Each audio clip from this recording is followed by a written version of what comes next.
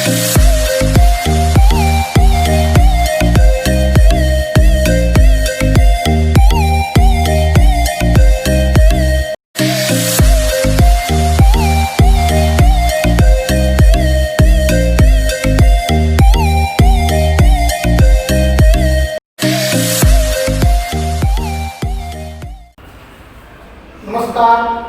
छात्रगण, digital class में आपका हार्दिक स्वागत है।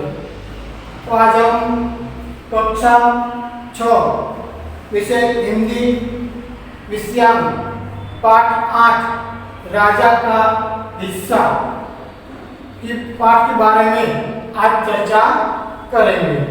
तो इस कहानी वह एक राजा का हिस्सा कहानी है। तो इस कहानी में एक राजा प्रजावत्सल राजा का वर्णन किया गया है। राजा प्रजा की कठिनाइयों में हमेशा उसकी मदद के लिए तत्पर रहते हैं। तो इस कहानी में राजा का वर्णन इस प्रजावत्सल के लिए किया गया है। तो देखिए, एक पठन करने के लिए एक वीडियो के बाद आप इस पाठ कहानी की चर्चा करेंगे। तो देखिए पाठ का वीडियो। राजा भोज बड़े प्रजावत्सल थे। वे स्वयं राज्य में घूम घूम कर प्रजा की कठिनाइयों को देखा करते थे और उन्हें यथासंभव दूर किया करते थे। एक दिन राजा अपनी रानी के साथ रथ पर सवार होकर राज्य का भ्रमण कर रहे थे। वे राजधानी से बहुत दूर निकल गए। उन्होंने देखा कि खेत में एक किसान हल जोत रहा है, मगर उसके हल में एक ही बैल है। दूसरे बैल के स्थान पर उसकी स्त्री हल खींच रही है। राजा भोज ने रथ रोका और किसान के पास गए। भले आदमी, तुम यह क्या अत्याचार कर रहे हो?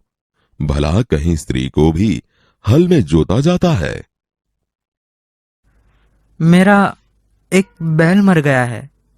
दूसरा बैल खरीदने के लिए मेरे पास धन नहीं है। अगर खेत न जुता तो मैं खाऊंगा क्या? किसान पुनः अपने कार्य में लग गया। उसे क्या पता था कि उससे बात करने वाला कौन है। अरे भाई, जरा सुनो तो। जो कहना है मेरे साथ चलते चलते कहो। मेरा काम क्यों रोकते हो? राजा भोज उसके साथ साथ चलने लगे। अपने काम के प्रति किसान की लगन देखकर राजा भोज बहुत प्रभावित हुए। भले आदमी, इस प्रकार तो तुम्हारी पत्नी थक जाएगी और थकावट की वजह से कोई दूसरा कार्य भी नहीं कर सकेगी। तो फिर तुम ही बताओ, मैं क्या करूं? तुम मेरे साथ चलो, मैं अपना एक बैल तुम्हें दे देता हूं। मगर इतनी देर मुझे काम रोकना पड़ेगा। तुम ही बैल ला दो। अच्छा, ऐसा करो, तुम अपनी पत्नी को रथ के पास भेज दो। वह मेरी पत्नी से बैल ले आएगी। तब तक मैं तुम्हारे हल में जुतूंगा। किसान इस बात पर राजी हो गया। राजा भोज हल में जुत गए और किसान की पत्नी रथ के पास चली गई। उसने रानी को सारी बात बता दी। तुम्हारा बैल तो कमजोर होगा, वह हमारे बैल का साथ नहीं दे सकेगा, इसलिए तुम दोनों ही बैल ले जाओ। किसान की पत्नी दोनों बैल लेकर खेत पर पहुंची। किसान बहुत प्रसन्न हुआ। अगर कभी कोई दिक्कत हो तो मेरे पास आना। राजा भोज ने उसे अपना परिचय दिया तो किसान बहुत शर्मिंदा हुआ। उसने राजा से बार बार क्षमा मांगी। राजा प्रसन्न होकर वापस चल दिए। उस बार उस किसान के खेत में बहुत अच्छी फसल हुई। उसके आश्चर्य का ठिकाना न रहा जब उसने देखा कि खेत के जितने हिस्से को राजा भोज ने जोता था उसमें मोती उगे थे। बाकी के हिस्से में उम्दा किस्म के गेहूं उगे थे। किसान बहुत प्रसन्न हुआ। किसान ने सारे मोती इकट्ठे किए और राजा भोज के पास जा पहुंचा। उसने सारे मोती राजा भोज के चरणों में रख दिए और राजा को सारा किस्सा कह सुनाया। ये मोती तुम्हारे खेत में उगे हैं। इन पर तुम्हारा हक है। इन्हें तुम ही अपने अधिकार में रखो। नहीं महाराज, यह आपके परिश्रम का प्रताप है, इसलिए मैं इन्हें नहीं ले जाऊंगा। मेरी प्रार्थना है कि आप इन्हें राजकोष में जमा कर लें और गरीबों की भलाई के लिए काम में ले। किसान की बात सुनकर राजा बहुत प्रसन्न हुए और उन्होंने मोती स्वीकार कर लिए। तो छात्रगण, आपने इस वीडियो देख लिया है। तो देखने के बाद आप समझ गए हैं कि राजा का विचार क्या है, वह किसान के लिए क्या मदद करते हैं, वही आपने इस वीडियो में देखे। तो देखिए, इस पाठ की विस्तृत चर्चा करेंगे। राजा भोज बड़े प्रजावत्सल थे। राजा भोज कैसे थे? बड़े प्रजावत्सल। प्रजावत्सल यानी कि प्रजा प्रेमी, प्रजा को प्रेम करते थे। वह कोई भी प्रजा को कोई चीज वस्तु की जरूरत हो तो वह राजा तुरंत ही वह वस्तु प्रजा को आप देते हैं। राजा बहुत बड़े प्रजावत्सल थे। वे स्वयं राज्य में घूम घूम कर प्रजा की कठिनाइयों को देखा करते थे। वह राजा भोज स्वयं राज्य में घूम घूम कर वह कोई भी प्रजा की कठिनाइयों यानी कि मुश्किलों को तो देखा करते थे और उन्हें यथासंभव दूर किया करते थे। वह किसी को किसी मदद की जरूरत हो तो तुरंत ही राजा इसको मदद करके वह इसका काम दूर कर किया करते थे। एक दिन राजा अपनी रानी के साथ रथ पर सवार होकर राज्य का भ्रमण कर रहे थे। एक दिन राजा अपनी रानी के साथ रथ पर सवार होकर राज्य का भ्रमण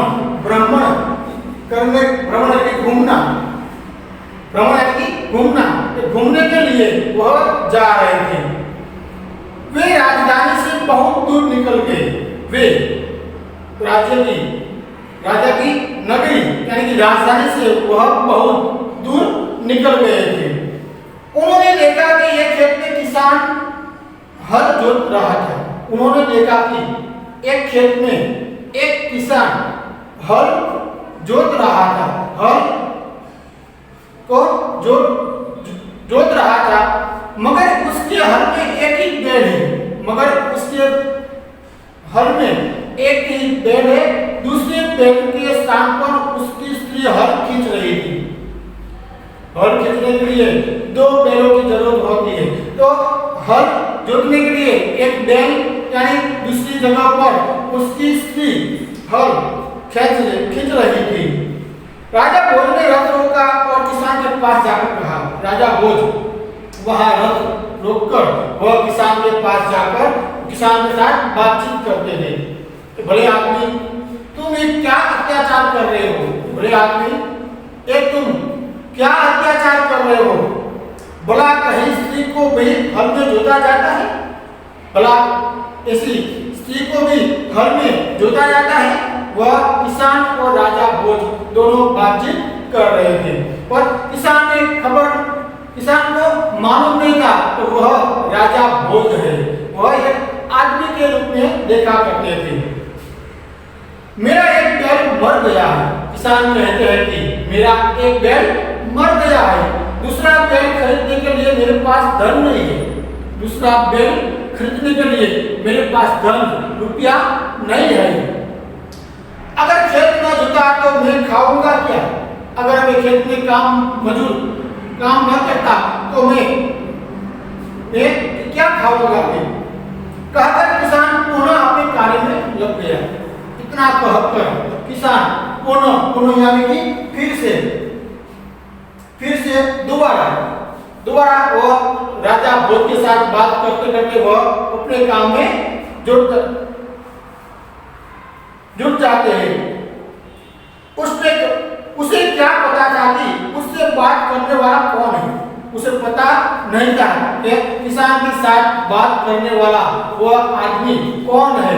राजा भोज है, किसान को मालूम नहीं था। राजा ने कहा, अरे भाई जरा सुनो तो। राजा कहते हैं, अरे भाई जरा मेरी बात तो सुनो तो।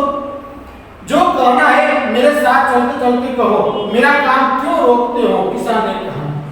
किसान ने कहा, जो कहना है वह मेरे साथ वह चलते चलते कहो, मेरा काम आप क्यों रोकते हो? राजा भोज उसके साथ साथ चलने लगे। राजा भोज किसान हल हाँक रहे थे, वो इसके साथ साथ और राजा भोज चलते चलते किसान के साथ बातचीत करते हैं। अपने काम के प्रति किसान की लगन देखकर राजा भोज बहुत प्रभावित हुए।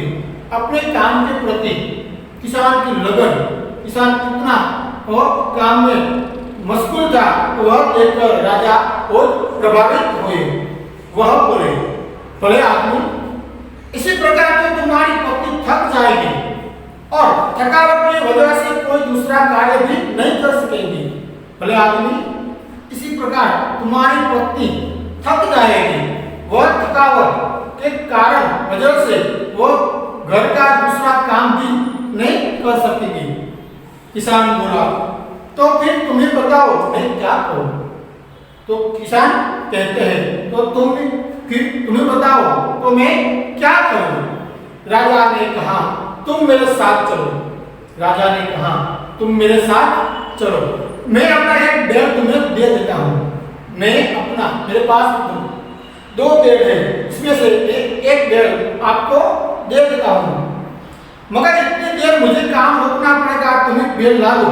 मगर इतनी देर मुझे काम रोकना पड़ेगा, तुम्हें बैल ला दो।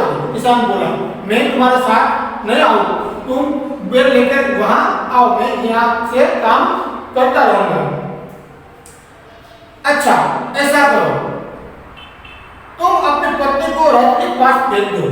अच्छा, ऐसा करो, तो तुम अपनी पत्नी को रथ के पास भेज दो, वह मेरी पत्नी से बैल ले आएगी। वह मेरी पत्नी से पास जाकर वह बैल लेकर आएगी। तब तक मैं तुम्हारे हल में जुटूंगा, तब तक मैं तुम्हारे स्त्री की जगह पर वह राजा भोज के मैं जुटूंगा। राजा ने कहा। किसान इस बात पर राजी हो गया। किसान इस बात पर राजी हो गया। अच्छा, तो इसकी पत्नी को वह बैल लेने के लिए भेजते हैं और स्वयं राजा अपनी स्त्री की जगह पर वह जुटकर वह हल चलाते हैं। किसान इस बात पर राजी हो गया। राजा भोज हल में जुट गए और किसान की पत्नी रथ के पास चली गई। किसान बहुत राजी हो गया। राजा भोज हल में जुट गए और किसान की पत्नी रथ के पास बैल लेने के चली गई। उसने रानी को सारी बात बता दी, वह किसान की स्त्री को और रानी को सारी बात बता दी। रानी ने पूरी बात सुनकर कहा, रानी ने पूरी बात सुनकर वह रानी कहती है कि तुम्हारा बैल तो कमजोर होगा, तुम्हारा बैल तो कमजोर हो गया है, वह काम नहीं कर पाते, वह हमारे बैल का साथ नहीं दे सकेगा, वह हमारे बैल का साथ नहीं दे सकेगा, इसलिए तुम दोनों बैल ले जाओ, इसलिए तुम दोनों बैल वहां से ले जाओ। किसान की पत्नी दोनों बैल लेकर खेत पर पहुंची। किसान की पत्नी दोनों बैल को लेकर वह खेत पर पहुंचती है। किसान बहुत प्रसन्न हुआ। किसान बहुत प्रसन्न हुआ। राजा भोज ने कहा, अगर कभी कोई दिक्कत हो तो मेरे पास आ जाना, अगर कोई वस्तु की जरूरत हो तो मेरे पास तुरंत ही आ जाना। कहकर राजा भोज ने उसे अपना परिचय दिया तो किसान बहुत शर्मिंदा हुआ। इतना कहकर राजा भोज ने उसे अपना परिचय दिया कि मैं वह राजा भोज हूँ। वह किसान सुनकर वो किसान बहुत शर्मिंदा हो गया। वो राजा अपना घर जुटा, वह काम करने लगा। वह सुनकर वह किसान बहुत शर्मिंदा हो गया। उसने राजा से बार-बार क्षमा मांगी। उसने राजा के पास बैठकर बार-बार क्षमा मांग रहे थे। राजा प्रसन्न होकर वापस चल लिए। राजा प्रसन्न होकर वापस चल गए। उस बार उस किसान के खेत में बहुत अच्छी फसल हुई। उसी बार उस किसान के खेत में बहुत अच्छी फसल कमाई हुई। उसके आश्चर्य का ठिकाना न रहा जब उसने देखा कि खेत के जितने हिस्से को राजा भोज ने जोता था उसमें मोती उगे थे। उसके आश्चर्य का ठिकाना न रहा कहकर खेत के जितने हिस्से के राजा वह स्वयं हल में जुटकर वह हल चलाया था वह उसमें मोती उगे थे। बाकी के हिस्से में उम्दा किस्म में गेहूं उगे थे। बाकी के हिस्से में उम्दा किस्म यानी उत्तम प्रकार के गेहूं अनाज उगे थे। किसान बहुत प्रसन्न हुआ। किसान बहुत प्रसन्न हो गया। किसान ने सारे मोती इकट्ठे किए और राजा भोज के पास जा पहुंचा। किसान ने सारे मोती इकट्ठे कर वह स्वयं राजा भोज के पास जा पहुंचा। उसने सारे मोती राजा भोज के चरणों में रख दिए और राजा को सारा किस्सा कह सुनाया। उसने सारे मोती राजा भोज के चरणों में रख दिए और राजा को सारा किस्सा कह सुनाया। राजा ने कहा, ए मोती तुम्हारे खेत में उगे हैं।